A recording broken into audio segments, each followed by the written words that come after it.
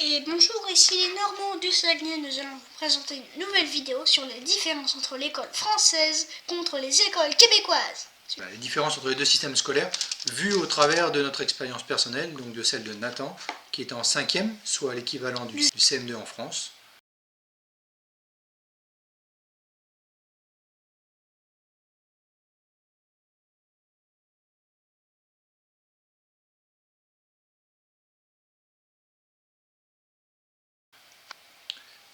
Donc voici la différence que nous avons vécue nous ici cette année entre ce qu'on aurait pu vivre en France et ce qu'on a vécu ici au Québec. Alors on peut tout d'abord parler des horaires qui diffèrent un petit peu. Alors Nathan, tes horaires à toi ici au Québec. Je me souviens. Alors Nathan il commence l'école à 8h moins le quart et il doit finir à 15h15, 15h20 à peu près. Alors comme il reste à la garderie le soir, effectivement on n'est pas très au point sur l'horaire de fin de journée. Autrement, on peut dire qu'il y a une différence dans la semaine d'école. Donc le planning de la semaine, toi tu as école tous les jours, du lundi matin au vendredi soir, sans interruption. Alors qu'en France, le mercredi, on a une congé. En gros, il est à l'école, en France c'est l'école lundi, mardi, et puis jeudi, vendredi. Voilà. Le mercredi, le samedi et le dimanche, il n'y a pas d'école. Alors qu'ici, il y a d'école lundi, mardi, mercredi, jeudi, vendredi. Voilà. C'est un planning de la semaine. Voilà, tout à fait. Les semaines sont complètes ici. Dire aussi que il n'y a pas de cantine ici, c'est une grosse différence. En France, il y avait une cantine, mais au Québec, il n'y en a juste pas. Tu attends qu'on t'appelle ton nom, tu viens chercher ton dîner sur ta boîte à lunch, voilà. C'est tout. Donc en fait, ici, les enfants emmènent leur boîte à lunch le matin, qui est isotherme, et dans lequel ils emmènent leur repas pour le midi. Et dans le cartable, ils emmènent aussi des collations, ce qui n'existe pas en France. Donc ils font une collation le matin, une collation l'après-midi. Si on préfère, on peut aussi les zapper et lire, ce que préfère Nathan des fois. Voilà. J'ai oublié de vous dire, j'adore lire.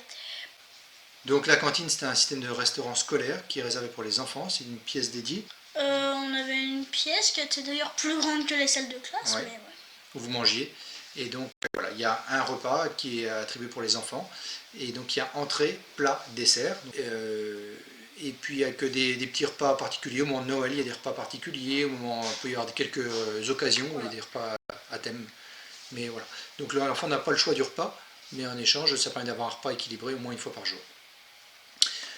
On peut dire aussi que ici, le niveau d'informatisation est beaucoup plus élevé qu'en France, que par exemple, vous avez régulièrement l'occasion de travailler sur des tablettes, des iPads ici, ce qui ne se fait pas en France, quand vous avez des recherches à faire.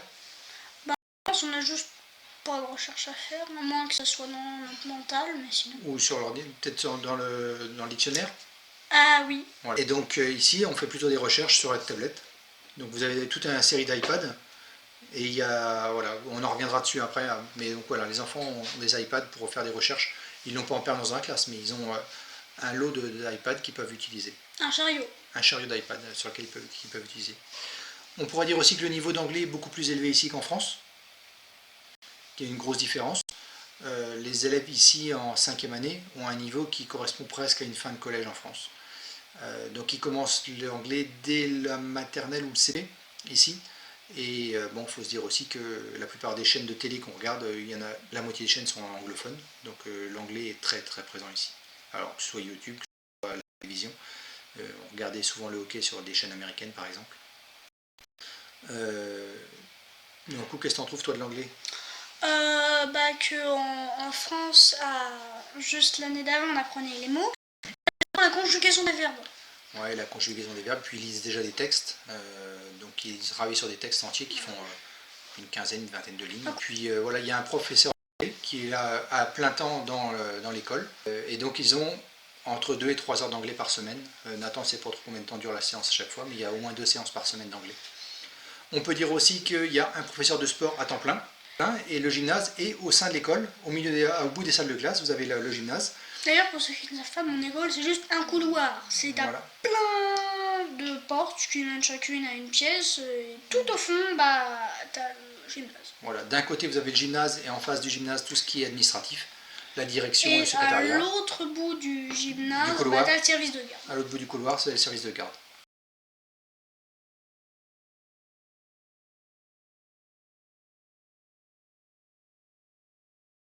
Le gymnase est au sein de l'école, donc vous pouvez aller, ils vont en chaussures, avec les chaussures de sport pour aller dans le gymnase.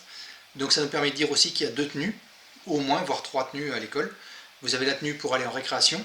Alors tout l'hiver, c'est la tenue la snowsuit. Ouais. Hein, on va vous mettre en photo, vous allez voir ce que c'est qu'une snowsuit.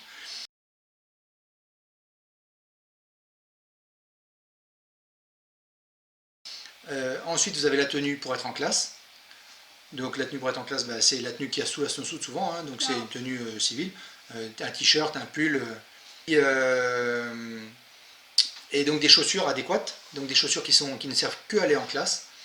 Ces chaussures qui vont en classe peuvent aussi servir pour aller au gymnase, puisque dans le gymnase on ne rentre pas avec les chaussures qui vont dehors. Pour aller dans la salle de sport, on a des chaussures de sport qui peuvent servir aussi en salle de classe, mais pas forcément, on peut avoir des chaussures qui ne servent que à la salle de classe, et avoir des chaussures de sport. Voilà. Donc les enfants ont au moins 2 paires de chaussures, voire 3. Ici au Québec, les bâtiments sont extrêmement chauffés, il fait très chaud dans les pièces. Autant il fait très froid dehors, autant il fait très chaud dans les pièces. Autrement, on peut parler des vacances, il y a une grosse différence. En France, 17 semaines de vacances par an, si ma mémoire est bonne, hein, c'était au moins 17 semaines de vacances. Ici, vous avez les vacances d'été qui vont de la fin juin à la fin août, gros de 25 juin ou à peu près 25 août. Après ça, il y a les vacances d'été, 2 semaines, et la semaine de relâche qui dure 1 semaine. Non, si, voilà. Donc entre le 25 août et le 25 juin, il n'y a que 3 semaines de vacances. Voilà, c'est peu. Voilà. Donc il y a beaucoup moins qu'en France. Donc une fois par mois, il y a une journée de pédagogique, qui est une journée qui est dédiée pour les enseignants. Ils se regroupent entre eux et ils travaillent sur leurs projets, sur l'évolution de la classe. Je ne saurais pas dire, je ne suis pas enseignant ici, mais voilà, c'est une journée qui est dédiée pour eux. Et donc les élèves sont, soit s'ils ne peuvent pas rester chez leurs parents ou les grands-parents, ils vont à l'école, ils sont pris en charge par le système de garde. On pourrait dire aussi dans les différences, par rapport à la France, qu'il y a très peu d'heures consacrées à la piscine. Au Québec, on t'apprend juste à pas te noyer. Le cycle de piscine en France était très long, ça d'une vacance à l'autre, alors qu'ici, il n'y avait que 3 séances de piscine. Donc ça paraît peu. Par contre, ici, ils font des choses qui sont vraiment chouettes, c'est qu'ils apprennent aux enfants à nager, par exemple, habillés en vêtements civils, alors qu'en France, on est toujours en maillot de bain, parce qu'ici, la protection, c'est pour éviter les noyades, donc se dire qu'il y a peu de chances qu'on ait anticipé une chute dans la piscine, on peut très bien tomber habillé en tenue de tous les jours. Donc ça, je trouvais ça vraiment chouette de pouvoir apprendre aux enfants à nager en tenue de tous les jours. Dire aussi que ici, dans l'école de Nathan, il y a un thème pour l'année. Cette année, le thème, c'est l'espace. Donc, dans le cadre de l'école, voilà, vous avez un thème qui est l'espace. Donc, il y a un astronaute qui vous accueille à l'entrée. Et chaque salle, que ce soit l'administratif, que ce soit les salles de classe, vous retrouvez le nom de l'enseignant ou de la personne administrative qui est dedans, habillé en cosmonaute, en photo. Donc voilà, le thème c'est sur l'espace, ça a permis déjà d'avoir des interventions de quelques personnes qui sont venues en parler. Vous parler de galaxies. On a eu quelqu'un qui a travaillé pour une station spatiale. On peut dire aussi que la maîtresse ici, alors l'enseignante plutôt, voilà, en France on utiliserait le nom de famille, on dirait madame avec le nom de famille ou maîtresse, alors qu'ici on dirait, ici tu parles de ton enseignante, tu dis madame et tu dis son prénom. Ouais. Voilà. Les parents en France ils s'investissaient quasiment pas. Et bah là, il y en a quand même qui s'investissent. Oui, je veux dire, c'est pas la majorité qui s'investit, pas possible. Non, mais ici, voilà, il y a un très fort investissement des parents, par exemple pour l'entretien de la cour, pour des projets pédagogiques, il y a beaucoup de choses sur lesquelles les parents sont investis. Et il y a énormément de discussions ou de discussions, d'échanges entre les parents et l'école. On reçoit des mails toutes les semaines de l'école. Là par exemple on nous a appris qu'il y avait des activités sportives la semaine prochaine, on peut s'inscrire. Il y a un bingo qui va être organisé, alors c'est l'équivalent d'un loto. Mais en tout cas il y a un investissement réel des parents qui est vraiment important. Alors aussi au niveau des maths. En mathématiques ici il y a beaucoup de calcul mental, moi je trouve plus qu'en France, mais Nathan n'est pas trop d'accord avec moi.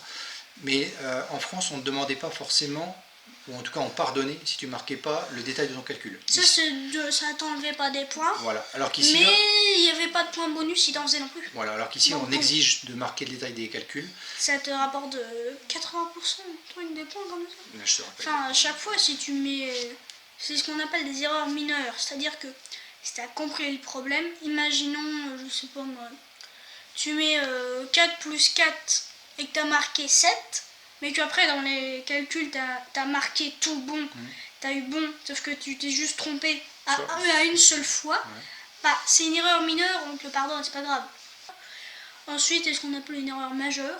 Comme par exemple, c'est une erreur où tu t'es trompé sur toute Ouais, sa ligne. tu t'es trompé dans Là, le c'est une calcul. erreur majeure, tu t'es trompé partout sur calcul cette ligne complètement. et tu comptes comme une faute.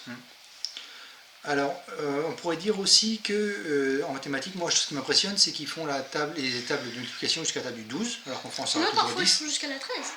Aussi bien les tables de multiplication que les tables de division, ce qui en France ne se fait pas. Donc ici, on apprend aussi les tables de division par cœur. Et puis là, Nathan, il est arrivé à un stade où il a fait toutes les tables de multiplication et division. Et au jour d'aujourd'hui, ils ont des défis. Et donc, il faut le faire le plus vite possible. On pourrait dire aussi, dans les différences, qu'en sport, vous faites des sports qui ne se font pas du tout en France. Comme par exemple le DBLR. Donc c'est encore, Mais voilà, un peu compliqué pour nous à comprendre. Non, mais ça va. d'accord. Mais en gros, Nathan a bien compris les règles. c'est C'est un sport qu'on ne connaît pas en France. Dans les sports qu'on ne connaît pas, il y a le pool ball. Le badminton aussi, ça se fait à l'école. En sport, vous faites aussi des fois des jeux libres. On demande à des personnes qui te le donnent, est-ce que je peux avoir telle ou telle chose? Bon, pas le droit d'en prendre deux en même temps. Et voilà. Et tu vas jouer. Voilà, c'est ça. D'accord.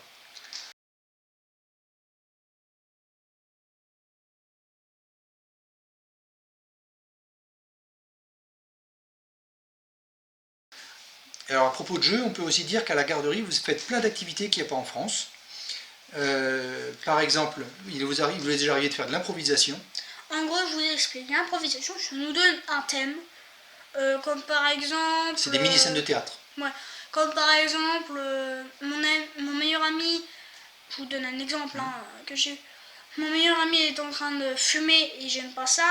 Comme Donc ça. voilà, on leur donne un petit thème et il Et faut qu'ils le jouent. ensuite, Ils ont une ont scénette à une jouer. minute pour se dire dans la tête, bah toi tu fais ça, toi tu fais ça. Ensuite, chaque équipe va faire la scène. Bon, ils ont... Alors, en gros, il y a le jury qui dit, bah si ça c'est bien, ok. Et bah si tu dis un gros mot, c'est comme si un jury te disait que c'était pas ouf. Alors, le but c'est pas de récolter le plus de points, mais si t'as le plus de points, c'est toi qui commences après.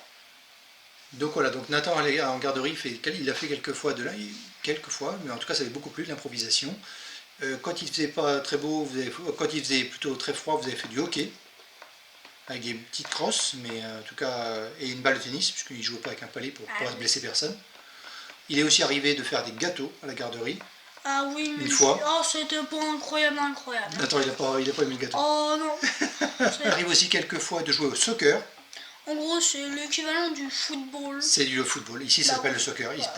Pour les gens du Québec, le foot, c'est du foot américain. Voilà. Il arrive aussi le lundi, tu es informatique. Alors, c'est pas... C'est pas tu recherches l'informatique. Non. C'est des jeux. C'est on te donne un jeu. Donc voilà, en garderie, il y a quand même des choses sympas qui se font ici.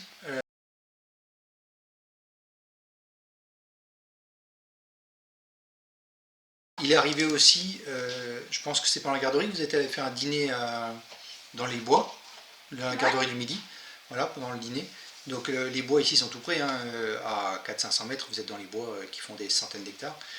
Et donc ils ont emmené tous les enfants, le midi, il y en a un qui avait eu un privilège, et donc on va vous raconter ce que c'est que les privilèges. Il y en a qui avait eu un privilège, et donc tout le monde a eu le droit d'aller manger dans le bois. Donc tout le monde est parti avec sa boîte à lunch à la main et est parti manger dans le bois. Nous parlions de privilèges juste avant, et bien les privilèges, c'est tout simplement parce qu'ici, vous êtes noté à partir du moment où vous arrivez sur la période scolaire jusqu'à votre départ. Je ne parle pas de la période de garde, mais bien de la période scolaire. Et donc vous êtes noté par exemple quand vous êtes sur le rang, si vous êtes sage et que vous ne parlez pas, vous prenez des points, vous gagnez des points. Si en échange vous faites des bêtises, si vous parlez, vous allez en perdre. Et donc tous ces points cumulés, vous allez les cumuler au fur et à mesure de la semaine, des semaines et des mois. Tous ces points vous permettent de gagner des privilèges. Les privilèges, ils sont vraiment divers et variés. Pour 50 points, vous pouvez gagner le droit d'aller manger une gomme, donc ce qu'on appellera un chewing-gum. Pour 800 points, si ma mémoire est bonne, vous avez le droit d'aller manger avec l'enseignante.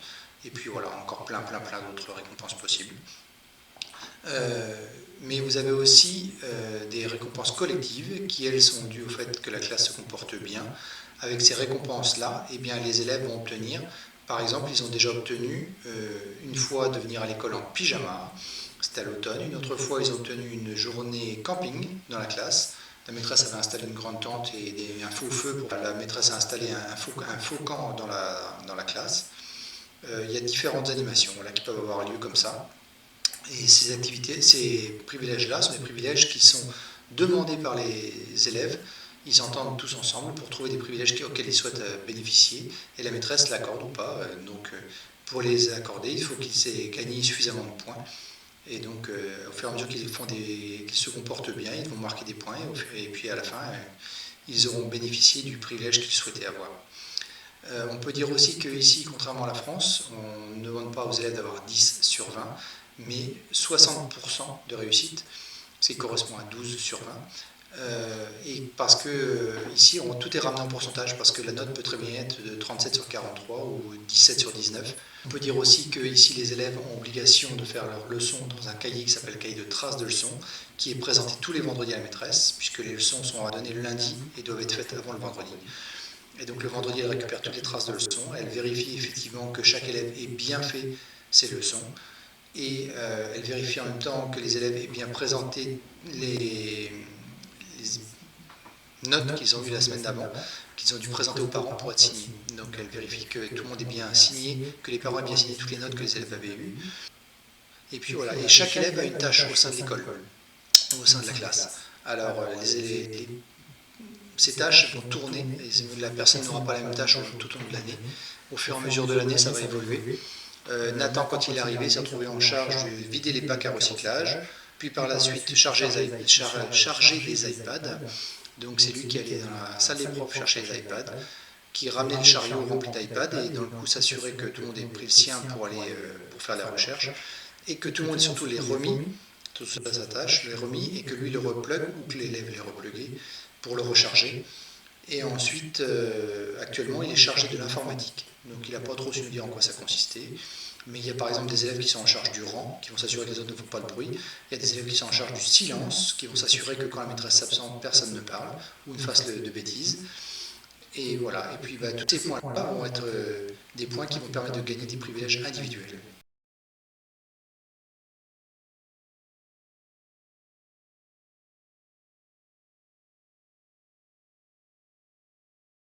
Et donc les livres numériques, ici il n'y a pas, l'école ne met pas à disposition, on ne demande pas aux parents d'acheter des livres ou d'emprunter des livres. En fait c'est simple, tu as plein de livres que tu dois lire, tu tapes le nom du livre, ensuite ça va te le sortir, tu tapes sur emprunter, en fait ça va juste t'ouvrir le livre, ensuite tu peux appuyer sur une petite flèche pour passer les pages une fois que tu as lu, voilà. Voilà. Par contre je trouve que le niveau en lecture est quand même pas très élevé ici.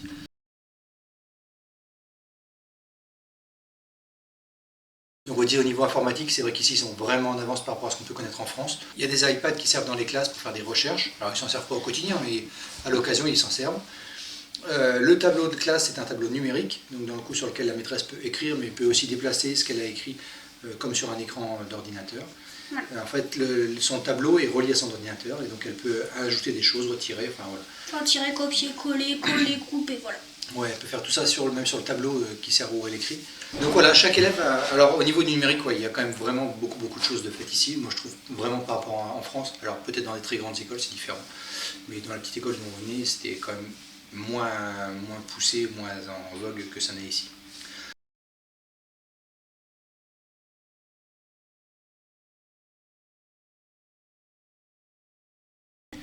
On devait se déguiser, il y a Victor qui s'est déguisé en artilo. Alors bon, c'était assez original, j'ai envie de vous dire, moi je m'étais déguisé en croisé. Il y en a qui s'étaient déguisés en ninja, d'autres en zombie, d'autres... Il y en a qui sont vraiment dans le thème avec des clowns, tu demandes un petit peu ce qu'ils font. Voilà. Donc voilà, donc parce qu'Halloween est extrêmement fêté ici, c'est très populaire, beaucoup plus qu'en France. On est quand même presque plus proche du carnaval que du côté peur qu'on pourrait voir en France. Voilà. Mais donc dans le coup, ça permet à la classe d'avoir des journées un petit peu particulières. Il y a aussi un conseil de coopération. En gros, je vais vous l'expliquer. Oui. Le conseil de coopération, c'est que chaque fois dans la semaine, tu peux écrire des petits papiers. Il y en a 3 sortes. Il y a j'ai une idée, donc ça peut être un privilège. Il y a j'aimerais parler d'eux, les petits soucis. Et il y a j'aimerais féliciter, où là c'est tu félicites une personne de la classe. Moyennement. On peut dire aussi que contrairement à la France, par exemple dans l'école de Nathan, il y a 2 orthopédagogues qui sont là temps plein. Non, il n'y en a qu'une. Non, il y en a une pour les petites, une pour les petites classes et une pour les grands. Donc il y a une qui doit s'occuper, jusqu'en de la maternelle, qu'on appelle maternelle aussi pour ici, de la maternelle jusqu'en fin de 3e année, Et puis des 4e, 5e et 6e années, c'est une autre orthopédagogue qui s'occupe d'eux. Donc les élèves qui ont des difficultés scolaires, je sais pas, j'ai envie de dire la dyslexie, des problèmes d'orthophonie, quoi que ce soit, ils peuvent aller se rendre chez ces personnes-là pour travailler. Et puis ces personnes-là peuvent aussi venir les aider. Et ils peuvent aussi avoir l'aide de matériel informatique dédié quand il y a des besoins particuliers.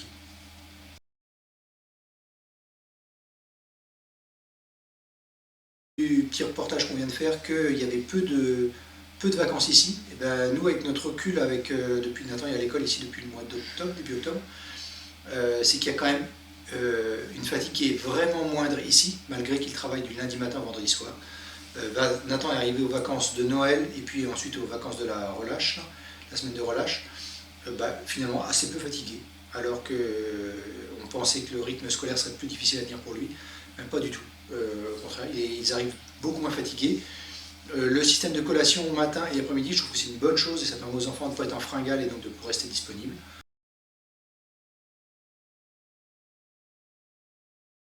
En parents, on a un recul sur le 3/4 d'année scolaire déjà, ou une grosse moitié d'année scolaire qu'on a vécu ici. On a été impressionné par l'intégration des nouveaux élèves dans le système scolaire québécois. Alors, je ne pense pas que ce soit une exception pour nous, parce qu'on est rentré dans le moule complètement, mais on a été extrêmement bien accueillis, encadrés, entourés. Quand Nathan a fait sa rentrée ici, il y a une personne dédiée qui est venue, parce qu'à l'époque, on n'habitait pas dans notre maison actuelle, on habitait un peu plus loin, on avait précisé qu'on était en train d'acheter celle-ci, et donc dès le départ, ils ont décidé de nous affecter à l'école de notre futur logement, ce qui était déjà très très gentil. Alors, par hasard, en fait, on avait choisi le premier logement, on l'a choisi parce qu'il y a une école juste en face et qu'on trouvait ça génial pour Nathan. Et en fait, l'école a fermé au mois de juin 2023 et nous, on arrive au mois de juillet. Donc, on a su à la rentrée que l'école n'existait plus. Donc, il fallait changer d'école, forcément. Et Nathan, lui, a fait sa rentrée directement dans l'école juste à côté d'où on habitait aujourd'hui. On a été très encadrés. Il y a 2 personnes qui nous ont reçus avant pour lui expliquer comment ça allait se passer, qui sont venus avec nous pour une visite de l'école. Donc on a eu une visite complète de l'école, on a rencontré tous les enseignants, alors c'est-à-dire son enseignante personnelle de 5e année, mais on a vu aussi l'enseignant d'anglais, on a vu l'enseignant de sport, on a aperçu d'autres enseignants, je crois, on a aperçu le personnel administratif qu'on a vu, on a eu l'occasion de rencontrer la personne qui s'occupe du service de garde. Donc on a vraiment été accueillis à bras ouverts et on est toujours en étroite relation, que ce soit par courriel, que ce soit par message. Enfin, c'est vraiment, on est en permanence en lien avec l'école et c'est vraiment intéressant et chouette.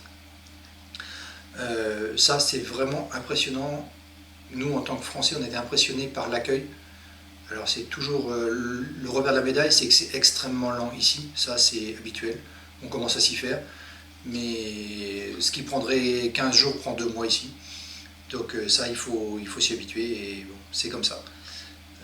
Donc Nathan, on était arrivé au début juillet, Nathan a fait sa rentrée début octobre, je crois. Alors qu'on avait fait toutes les démarches pour qu'il puisse rentrer dès la rentrée scolaire. Mais c'est très lent, voilà. Mais c'est comme ça pour tout ici au Québec, il faut s'habituer à ça. On peut dire aussi qu'il y a des thèmes dans l'école. On a parlé de la thème annuel qui est le thème de l'espace, mais il y a aussi des thèmes ponctuels. Là, ce mois-ci, le mois de mars, c'est un thème sur l'alimentation saine. Et donc tous les jours, les enfants doivent emmener à l'école une collation santé, une collation saine. Donc, par exemple, le lundi, c'est les laitages. Alors, j'espère que je ne dis pas de bêtises. Enfin, un jour, c'est les laitages, un jour, c'est des fruits, un jour, c'est des légumes, un autre jour, c'est de l'eau. Et puis le dernier jour, c'est au libre choix. Mais donc,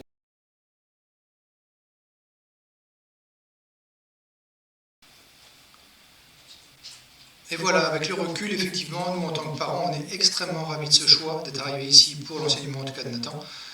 Je trouve que le système scolaire québécois est très très adapté aux enfants et qu'il s'adapte aux enfants. Je trouve que le rythme, on avait peur de la fatigue excessive et c'est absolument pas le cas. Et les enfants sont quand même extrêmement bien intégrés, sont choyés. C'est vraiment le centre de l'éducation reste l'enfant. Et nous, on est vraiment ravis de ce choix pour lui. Et je pense que l'ouverture que ça va lui apporter, il s'en rendra compte bien entendu plus tard, mais je pense que c'est un vrai plus pour lui.